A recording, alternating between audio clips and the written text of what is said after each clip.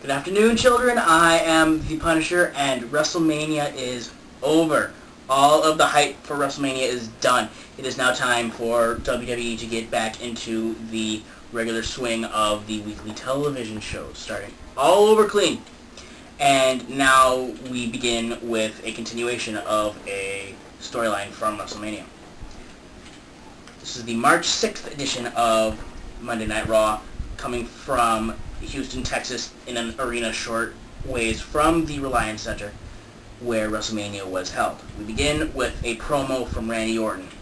He comes out and he speaks a little bit until Vince comes out, and Orton runs. And after some going back and forth,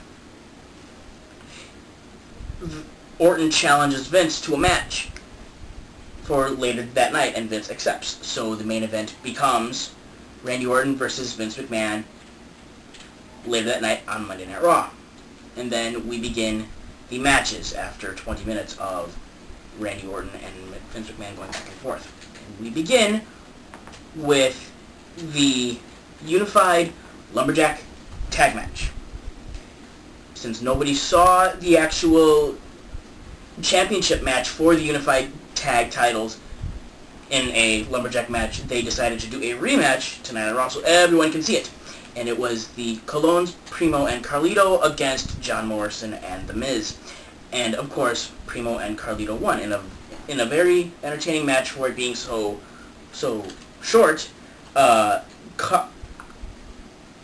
two favorite people to watch from these teams are John Morrison and Carlito, because they're both very talented athletes, and they're fun to watch. They're capable of doing a lot of the things that remind me of the Hardy Boys way back in the day.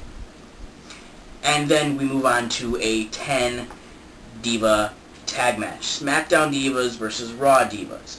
The Raw Divas having won the match. Moving on.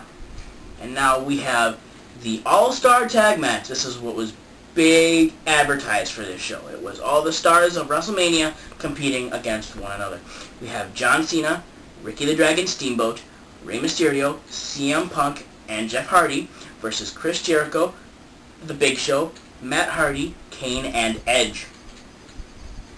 And this match was okay. There was once again a lot of focus put on Ricky the Dragon Steamboat, which I thought was very cool, because he is very impressive in the ring for someone his age. And I think what they're trying to do is they're trying to turn him into the new Ric Flair, the legend that's always there, which I think is okay because I like watching. And Ricky and John Cena's team won. And then after that, we had a short promo cut by Santino Marella. This, of course, being Santino, continuing his I would like to be a girl cross-dressing storyline that he's had since way before WrestleMania. After a while of him talking like a girl, Beth Phoenix, Santino's girlfriend, comes out and challenges Santina to a match. And Beth Phoenix wins. After, of course, Santina/Santino does a little dance for the enjoyment and disgust of everybody watching. After a few short promos by Vicky Guerrero, who is now the permanent WWE Raw general manager, announcing that the main event for Backlash, which would be Shane McMahon, Vince McMahon, and Triple H versus Randy Orton and his legacy, would be for Triple H's WWE Championship. If anyone on Triple H's team wins, Triple H gets to keep his title. But if anyone on Randy Orton's team wins, then Randy Orton becomes the WWE champion. And then, after all of that, we had our main event, which was Randy Orton versus the WWE chairman, Vince McMahon. And this was kind of funny for a gimmick match, but Vince did a good job holding his own, being a 61-year-old man.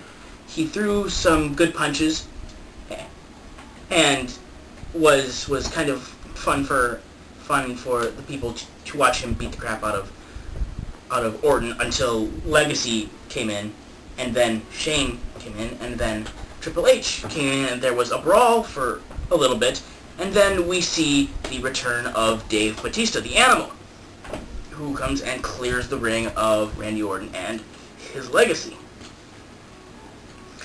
After celebrating with Shane and Triple H for a little bit, Vince McMahon announces that instead of the main event for Backlash being Triple H, Shane, and Vince against Randy Orton and his Legacy, it would now be Triple H, Shane, and Dave Bautista against Randy Orton and his Legacy for Triple H's WWE Championship. And that was the end of the show. All things considered, I liked the show. It wasn't a strong show for it being the Raw right after WrestleMania, but all things considered, it gave us some good things to look forward to for the next pay-per-view on April, I believe, 16th, which is Backlash. And that does it for me. I will see you next time.